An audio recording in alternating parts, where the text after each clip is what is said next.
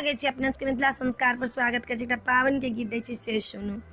सावन के महीना पबनैतिन करे सोर, पावन पूजू सुहबे सोहाग बढ़त तोर। पावन पूजू सुहबे सोहाग बढ़त तोर। कहाँ मासये तई चूड़ा दही भरिया, कहाँ मासये तई छोटका देवरबा, कहाँ मासये तई परदेसी बालम मोर। पावन पूजू सुहबे सोहाग बढ़त तोर। पावन पूजू सुहबे सोहाग बढ़त तोर।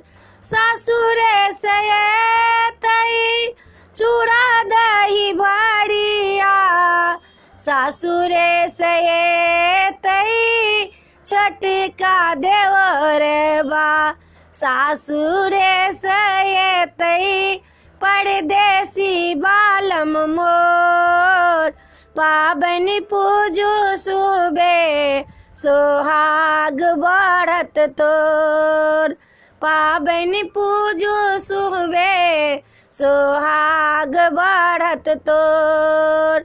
कहाँ माधरे वही चूड़ा दही भरिया, कहाँ माँ बैसे बई छोटका देवरबा, कहाँ माँ बैसे बई परदेसी बालम मोर।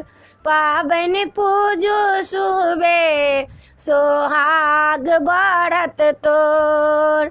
भगवती ला धरे बई चूड़ा दही भरिया, गोबर बैसे बई छोटका देवरबा, पलेंगा बैसे बई परदेसी बालम मोर। पावन पूजू सुहबे सोहाग बढ़त तोर। सावन के महीना पबनैतिन करे सोर, पावन पूजू सुहबे सोहाग बढ़त तोर। ई पावन के गीत छला, अपने सबके नीक लागत तो चैनल के सब्सक्राइब करो नहीं बिसरबे, जरूर सब्सक्राइब करबे आ जरूर लाइक करबे। जय मिथिला, जय माता जी।